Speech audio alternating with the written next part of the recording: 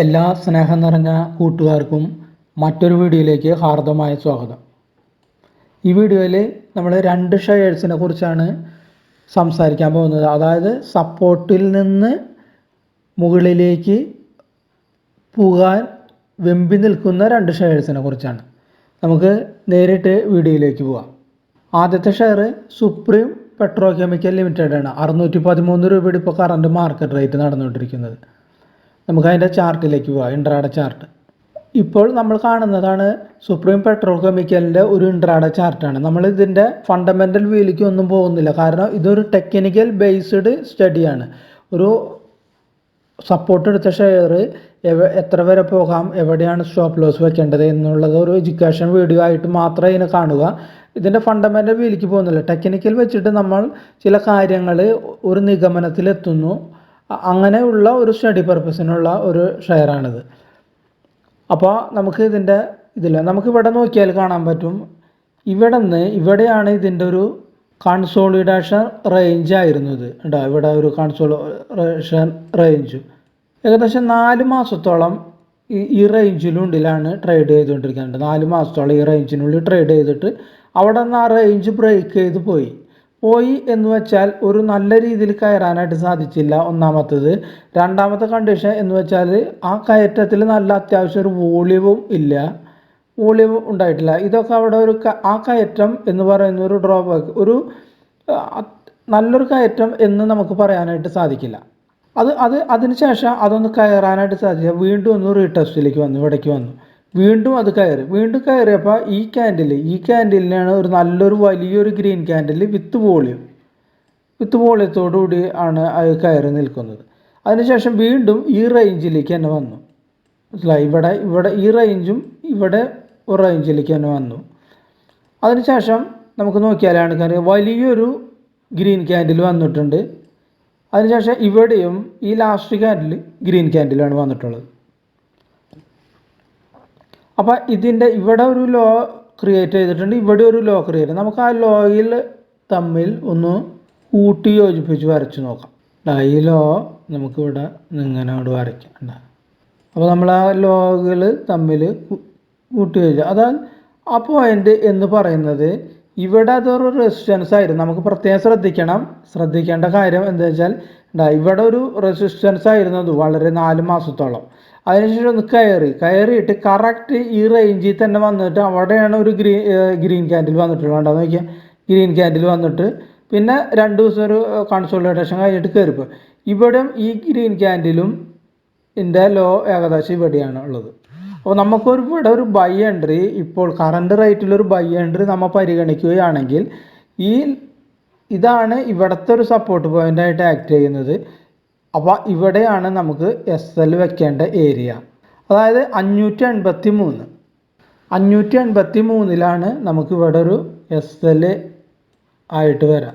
അതായത് ഇപ്പോൾ നടക്കുന്ന കറണ്ട് മാർക്കറ്റ് പ്രൈസിൽ നിന്ന് 30 രൂപ താഴെ. അപ്പോൾ 30 രൂപയുടെ ഇവിടെ റിസ്ക് ഉള്ളത് നമുക്ക്.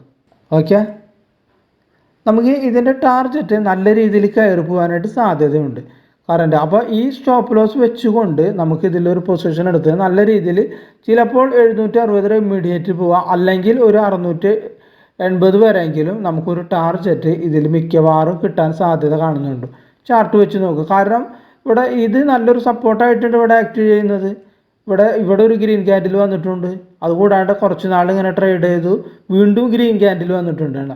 ഇപ്പോൾ ഇവിടെ ഈ സപ്പോർട്ട് നന്നായിട്ട് ആക്ട് ചെയ്തിട്ടില്ലെങ്കിൽ ഈ റെഡ് ക്യാൻഡിൽ ഇവിടെ ഇന്ന് അല്ലെങ്കിൽ ഇന്നലെയോ ഇവിടെ താഴേണ്ടതായിരുന്നു. അപ്പോൾ ഈ താഴാത്തതുകൊണ്ട് ഇവിടെ ഗ്രീൻ ക്യാൻഡിൽ വന്നതുകൊണ്ടാണ് നമുക്ക് ഇവിടെ ഒരു അപ്സൈഡ് പ്രതീക്ഷയ്ക്ക് വകയുണ്ട് എന്ന് പറയുന്നത്. അപ്പോൾ ഇതാണ് നമ്മൾ സുപ്രീം പെട്രോ കെമിക്കലിൻ്റെ ഒരു ഇൻട്രാഡേ ചാർട്ട് വ്യൂവിൽ നമ്മൾ കണ്ട വസ്തുതകൾ. ഇനി നമുക്ക് അടുത്ത ഷെയറിൽ പോവാം. നമ്മുടെ അടുത്ത ഷെയറാണ് IRB ഇൻഫ്രാസ്ട്രക്ചർ. അതായത് 58 രൂപ 90 പൈസയുടെ കറണ്ട് മാർക്കറ്റ് റേറ്റ്. ഏകദേശം ഇന്നത് 9% കയറിയിട്ടുണ്ട്. അപ്പോൾ അതിൻ്റെ ഒരു ഇൻട്രാഡേ ചാർട്ട് വ്യൂയിലേക്ക് നമുക്ക്. അപ്പോൾ ഇൻട്രാഡേ ചാർട്ട് വ്യൂവിൽ പോയി കഴിഞ്ഞാൽ നമുക്ക് വ്യക്തമായിട്ട് മനസ്സിലാവും. അതായത് ഗ്രാജുവലി കയറിക്കൊണ്ടിരിക്കുന്ന ഒരു ഷെയർ ആയിരുന്നു അത്. ചെറുതായിട്ട് പെട്ടെന്നാണ് ഒരു 2 ക്യാൻഡിലോടുകൂടി ഇത് വളരെ ഉയരത്തിലേക്ക് ഇത് കയറിയത്. അപ്പോൾ ഈ റേഞ്ച് വരെ ഇങ്ങനെ പതുക്കെ പതുക്കെ പതുക്കെ പതുക്കെ വന്നു. കണ്ട ചെറിയ ചെറിയ ക്യാൻഡിൽസാണ് ഇത് വന്നിട്ടുള്ളത്. അതിനുശേഷം ഇവിടെയാണ് ഒരു വലിയ ക്യാൻഡിൽ വന്നത്. അപ്പോൾ ഇവിടെ നിന്ന് ഒരു കണ്ട ഇവിടെ ഒരു കൺസോളിഡേഷൻ ഏരിയ, അത് 3-4 ദിവസം ഇവിടെ ഇങ്ങനെ ട്രേഡ് ചെയ്ത് നിന്നിരുന്നു. 3-4 ദിവസം ഇവിടെ ട്രേഡ് ചെയ്തിട്ട് വലിയ 2 ക്യാൻഡിൽ വിത്ത് നല്ല വോളിയുള്ള ക്യാൻഡിലുണ്ട്. ഈ 2 ക്യാൻഡിൽ നല്ല വോളിയത്തോടുകൂടി കയറി. അത് ഒന്നാമത്തെ കാര്യം. ആ കയറിയ ഏരിയ എന്ന് പറയുന്നത് പ്രത്യേകം നമ്മൾ ശ്രദ്ധിക്കേണ്ടത് ഇതാണ്, അതിൻ്റെ കയറിയ ഏരിയ എന്ന് പറയുന്നത്. അല്ല, ഇവിടെ നിന്നാണ് കയറിപ്പോയത്, ചാടി കയറിപ്പോയത്. അതുകൂടാതെ നേരെ താഴ്ന്നു.